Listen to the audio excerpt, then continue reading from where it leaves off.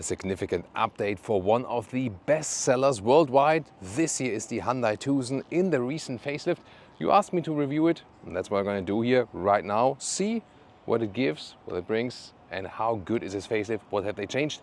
Everything of that with Thomas now to go through in 4K, full screen, full length. Let's go with the updated front grille, more modern, pretty cool look indeed here. And also look at that daytime running light, which kind of copy the design of the rest of the front grille. So that's definitely lovely done. Also a sportier lower bumper, because this is here the N Line. The N Line means a sporty design without having the sporty engine. So not a true N model, which is also not available actually for the Tucson at all. So we have to stick then with this N Line here today.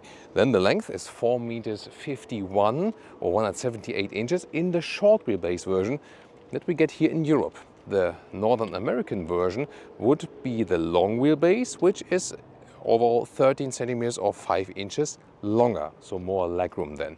Then the N Line badge here at the side. And we have 19-inch wheels. These are the biggest wheels that are available. 17-inch would actually be base.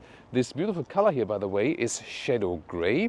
So it has this matte appearance as a unique color, but it's not really a matte color. But I think it's stylish, it's elegant, and also when it gets a little bit dirty, it's not a big problem. Then towards the rear, we have the updated signature here from the lights, goes all the way through the light strip, and then these vertical elements.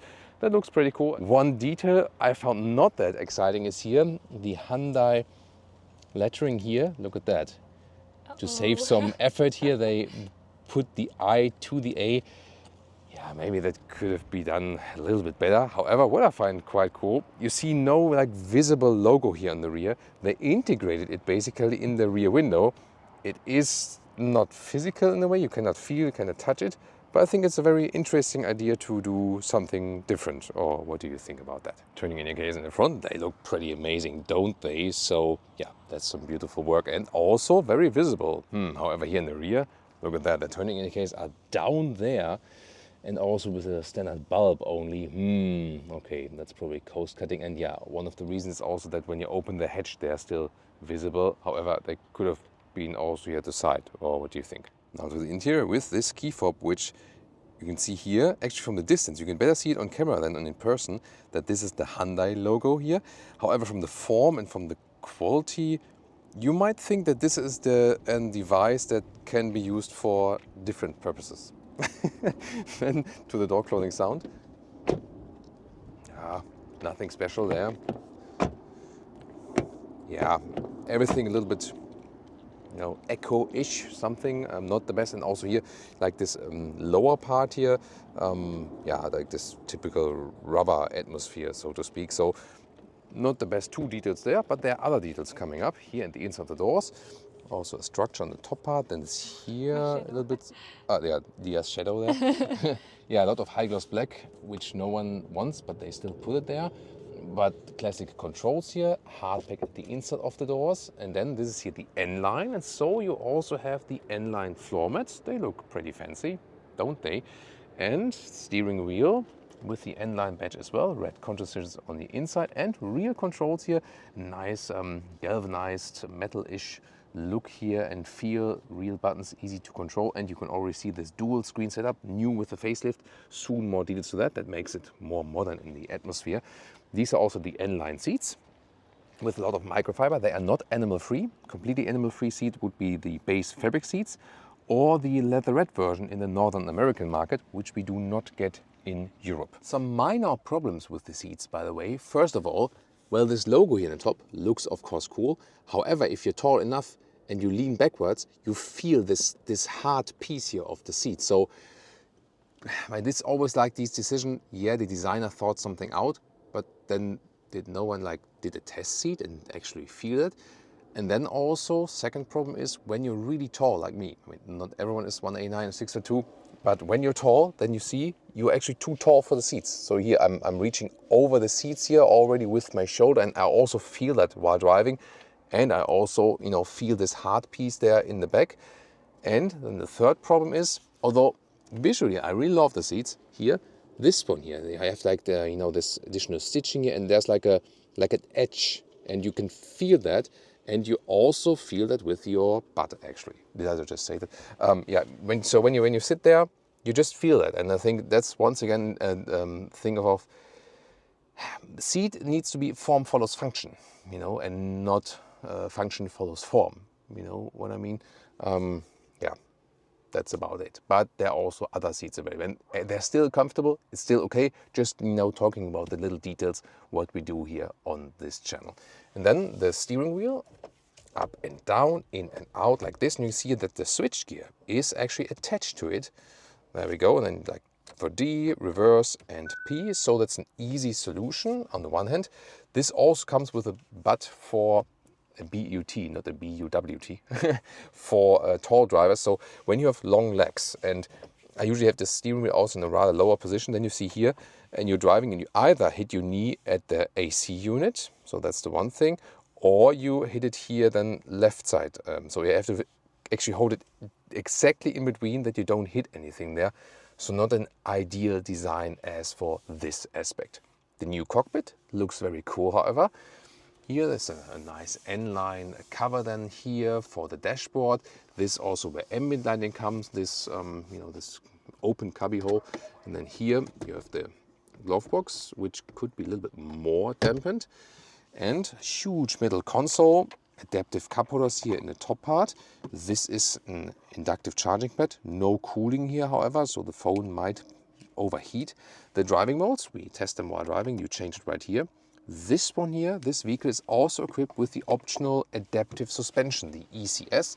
And this does change when you go to the sport mode, and we're going to test that here for you today. Then here by the way, for your elbow, it's too hard, so this needs to be softer when you want to rest your elbow here. So I often, you know, like on long Autobahn drives like this, right elbow here, left elbow there, and then this is actually too hard for them from the surface. Underneath, a lot of space, so we have put all the clutter right there. Also a lot of space here in the lower part of the middle console, that's pretty lovely. Then here to connect your phone, you can then you know, either charge or charge and connect. You can switch that, another charger. So that's actually pretty fancy. And then here also one of my favorite features, this climate unit here. It's a real one, easy to control while driving, straightforward design. And you have a lot of individual buttons, like the hotkeys here in the lower part though. And also a manual volume jog here, another one, but you can also control it easily from the steering wheel. And then the most significant facelift feature here, this dual screen curved design, 2 monitors left and right, and let's take a look at them. Important, by the way, for the sound installation, here in the front we have dual insulated windows. Driver POV, where's the Hyundai logo? Well, you might know the electric vehicles that have a charging indicator in here, and so they only put these dots here, but 4 rings? Is it an Audi? Yeah, and then here, real buttons, and also with this nice galvanized here, like this metal knurled thing. So this is very good to control, easy to control, nice, feels good also here for the volume, for example. And you can set this hotkey here, for example, to a shortcut to the speed limit, which then can be set to speed limit information. Then you don't have this beeping chime, for example. And this hotkey, for example, here, the second one, I have set to the smartphone mirroring function when I soon connect it. Then first of all, the instruments here, left side, they also see like hybrid specific gauges and so on. And there's also a head-up display available. And the main infotainment unit like this, you have these individual tiles here, for example, and it's actually, let's say, quick enough. Most of the time, probably use the CarPlay and out, and you see here also is a wide integration. And you know, Leah is always checking here the sun visors for us. And here is interesting, you cannot extend it, the whole thing, but you can extend a small part of it, and then it blocks out the whole area. So yeah, why not doing it that way? Rear seats here, somewhat structured here on the top part. Then you also have these manual shades. They don't have the most correct. Yeah. Okay. Yeah, not sure why they make it that way around. More like most of the other shades around have these like these anchors here, like other way around. That's easier than this solution right here. Then a lot of undesired high gloss black material here, but you get also seat heating if you go for a higher trim, and Nothing covered on the inside of the doors. And then the seats here in the rear, they also have the nice microfiber. So that's also with a premium look. Isofix here for the outside. And to change the angle, you use this lever here in the lower part. And that's pretty helpful indeed, because when you sit like this, you can move them further behind. It would be more like a sleeping, relaxing position. Also here when you put up the head restraint, or you sit more upright like this. And that way you could also fold the seats from here, but it's also available from, from the trunk. And interesting is also that here there's a lever on the back. And then you can also, here this is the one, then you can also here access a ski hatch. Other than that, here some cup holders, they are not adaptive though, but how everything folds and huh? That's a surprise. Okay. Is there any more money coming? So, so you know that from Vegas, right? You know, then the money comes, if you're lucky. Okay, 20 cents. Back to the review. This is live on Autogefühl. And here the headroom is 189, 6'2". My height, of course, not the headroom here, and still a lot of headroom left. And as for the legroom, so this is my tall driver seating position, and here there's like this recess, and it's not such a long vehicle. And for that, you can see for tall adults, it's actually fine. And then you have a separate climate unit here and 2 USB-C chargers down there. It's also possible to house 5 tall adults. Here the middle part also somewhat works. Yeah, maybe like for shorter trips, a little bit worse than with the knees then from a seating position. But overall, I think the space they're offering here is decent and also good quality. Let's just imagine I have the ruler in one hand and then I have a backpack in the other hand. Well, we don't have to imagine, it's the way it is. Just the way it is. And then I approach the vehicle and the hatch just opens itself after a while. You can activate or deactivate that feature, and it's really coming very handy if you have your hands blocked and you can do anything. So, and then we can also measure the trunk for you. There we go. This is the length here, about 90 centimeters or 35 inches. Here the backpack also fits under the cover. And this is here 1 meter or 40 inches between the wheel arches, a little bit higher above that. This cover here has rails left and right, so that's actually pretty solid. And underneath here, there's some more space. There we go. It's also nicely done here with like a rugged surface. You can fold this one up, so it's also possible. And you could also remove that whole thing. Then to fold the seats, left and right. Oh, this has a lot of power. Did it like even fold up again or something? Because it was so quick actually. There we go. I mean, if you put the head restraints up, it goes a little bit more down, but not like entirely flat. And the length here is 1 meter 65 or 65 inches. So very well usable and easy solution and everything. And the height here is 75 centimeters or 29 inches. This middle part here also serves as a ski hatch, as I've just shown you then from the rear seats. Gotta say though, like the like all the sounds that the vehicle is emitting, like, you know, when you press something, all the beeping stuff, and it counts for Hyundai, Kia, and also Genesis for the whole corporation. It's just annoying, honestly. They should work on their sound design. I mean, just listen to that, you know, when you open it here normally, like the beep, beep, beep. I mean, so it's extremely loud and the chimes are very annoying. Like, oh, this is so unpleasant indeed. And some chimes, I mean, you could just erase. Some others maybe are necessary, maybe even by law, but then you can still work on the design that you make them more pleasant to the ear. You know what I mean? As for engines, on the North American market, you get the 2.5 liter naturally aspirated petrol engine. And then, especially for the, yeah, it's actually kind of heavy, gotta say that. So there we go, also proper dampening on the hood. European market, you go with the 1.6 liter turbo petrol engine, either pure turbo petrol or then the inbuilt hybrid based on the same engine, the one we have here today. Also available in North America, front-wheel drive or all-wheel drive, here with a 215 horsepower.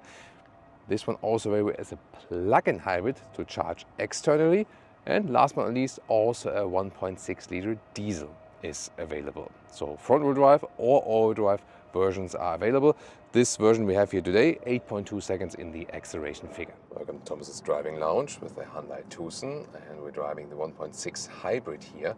And before we just go for an acceleration here, at the moment, electric driving, so when I'm just keeping the speed steady and slowly and so on, we don't need the combustion engine. However, I can activate here also the sport mode. Then the combustion engine is directly on and we can do an acceleration from 50 kilometers an hour to, let's see.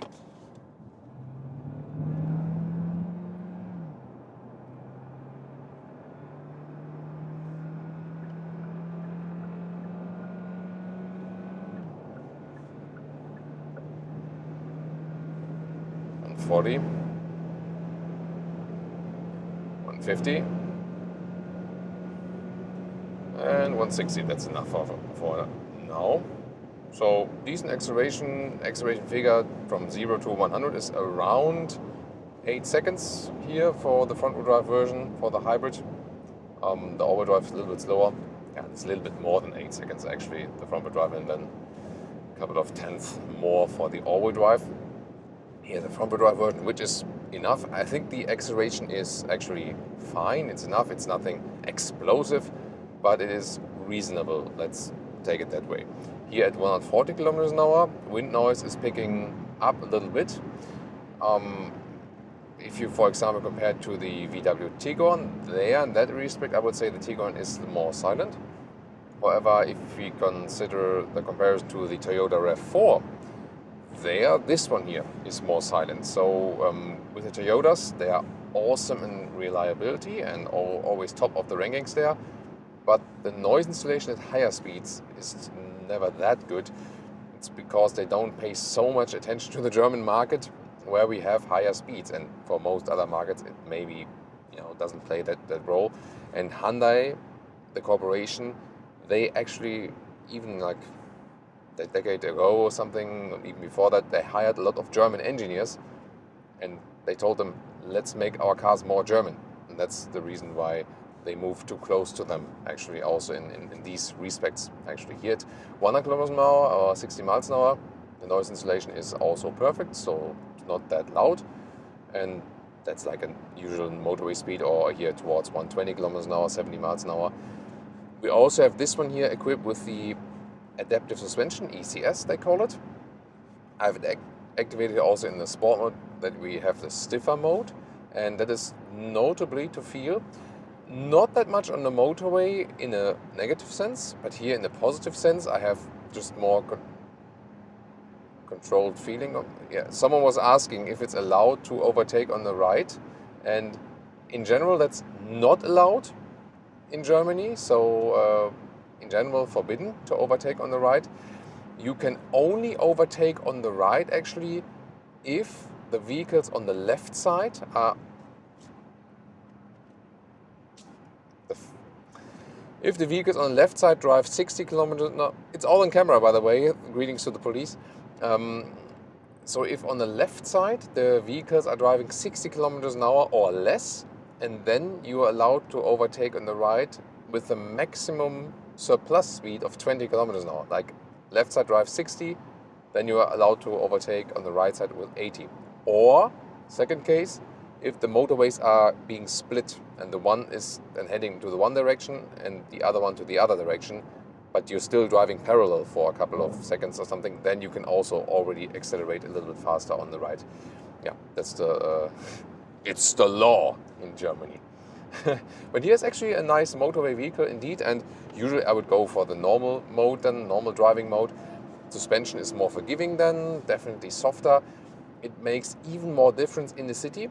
So when you're driving in the city with the sport mode, it's very, very uncomfortable because there are more bumps in the road and the surface is rather changed from time to time. Here everything is even on the motorway. So in the city definitely stick with the normal driving mode, and then the suspension is also softer.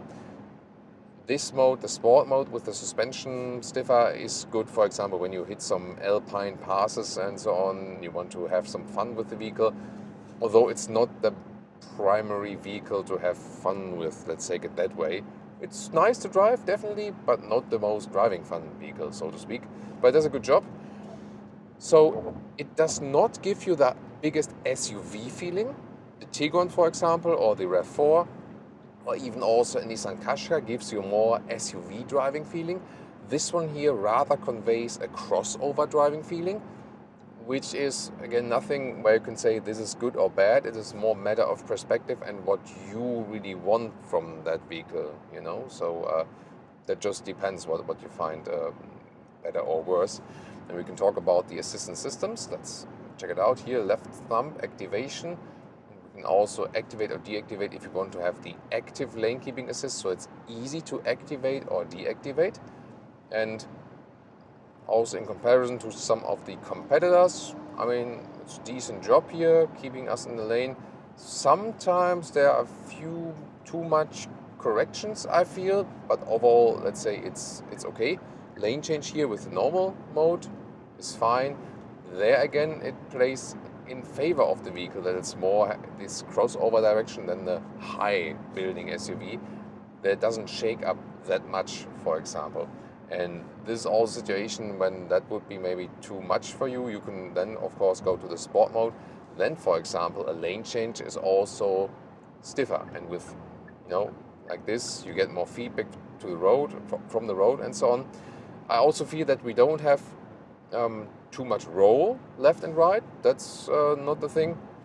But sometimes, because Leah complained about that earlier, sometimes when you are on the gas, and then something changes, someone is suddenly going into your lane, and you're on the brake, and then like the diving of the vehicle to the front, that is actually stronger than the body roll to the sides, you know, and not sure exactly why that is, but that is actually notable.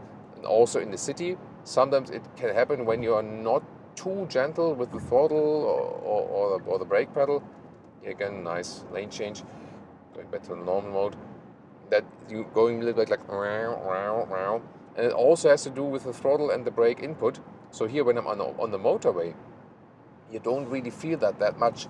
But here, with at least with this hybrid automatic here, when you are in the basement garage, for example, or in the city, drive a little bit slower and then go like back and forth, brakes, throttle and so on, you have to be really gentle with it. So gotta get used to it, because the input is kind of, you know, spontaneous, instant, and sometimes that can put more stress on your passengers. Or, for example, when you lift the brake and then you slide on the throttle and it makes like a hump forward, and you have to pay attention to that then in the basement garage, that you don't hit the wall or something like that, you know. But that's again only thing you feel when driving in the city, not necessarily on the motorway. In the motorway, it's actually good, 130 kilometers an hour now, so 80 miles an hour. Still okay from the wind noise, not the best in class, but definitely not the worst in class. So everything this vehicle does, it sets a good standard, you know. So you buy it, you get from what you expect, and it just delivers, you know. So I think they've made like this very good price performance offering. We talked about it, exterior interior already, and they hold true for that also on the driving part. Maybe you've already seen here on camera these blinds, additional blind spot monitors. There's also something in the side mirror, but I also have these cameras here that always, when I hit the turning indicator to the left or to the right, then there's each additional camera here from the side mirror showing me if there's another vehicle behind me or something. And yeah, here also when I'm doing some more lane changes, it's actually more fun. But yeah, maybe you've seen it now. So on the brakes, and it dives quite a bit in the front, notably. Then again, the suspension is set on the comfortable note in general. Unless you go with the sport mode, then you could also maybe get rid of that effect, at least when you keep it in that mode. Here at about 150 kilometers an hour, then it gets for me a little bit too noisy. But yeah, probably that's again this German thing. Oh, there's another Tucson. It's on the pre-facelift, I guess, because this one here is still pretty fresh actually. Oh, there's a motorcycle racer here in front of us, ducking down to reduce the wind resistance. So there we go. One more lane change here.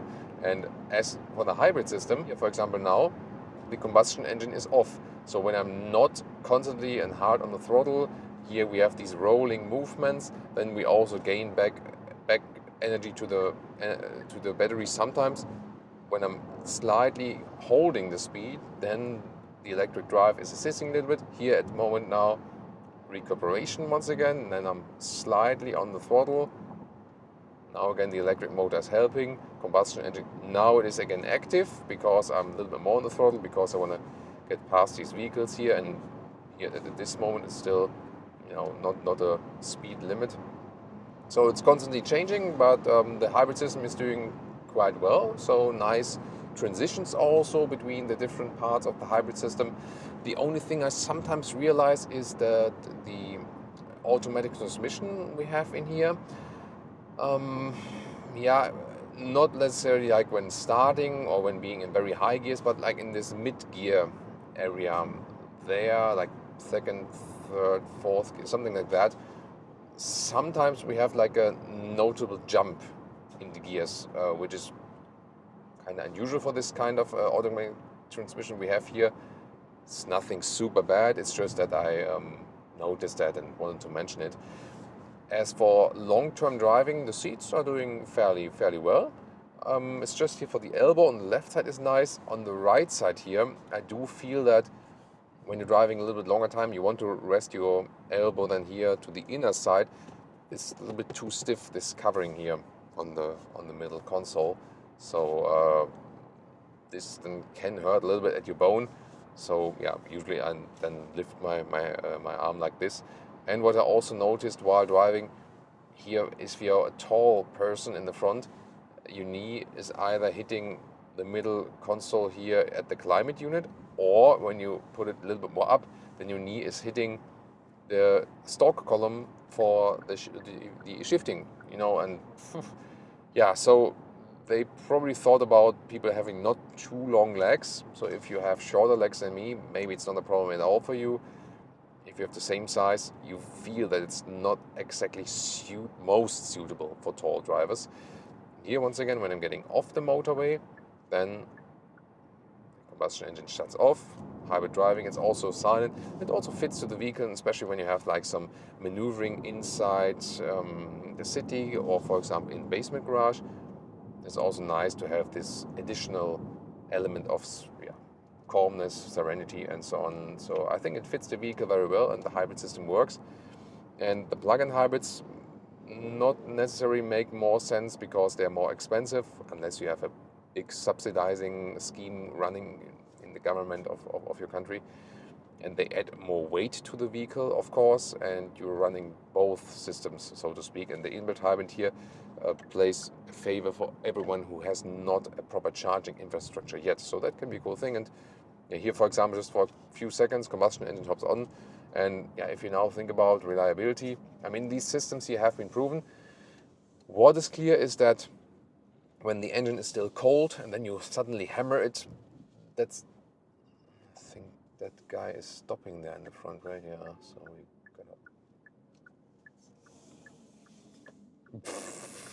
gotta... it's like the daily war on the street. Like, I mean, this guy is stopping in the middle of the road, and then people wonder why he's doing that, and then like the guy who stopped complains. Yeah, that's always the thing here on the roads, right?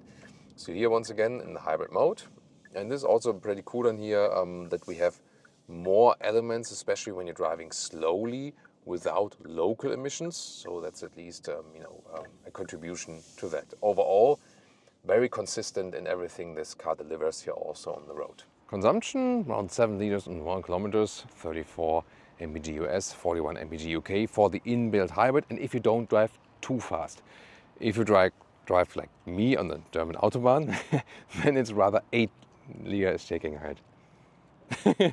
It's more like 8 liters on 1 kilometer. Every time he drives alone. Yeah, okay. With Leah, I drive a little bit slow. So that would be like really high-speed German Autobahn.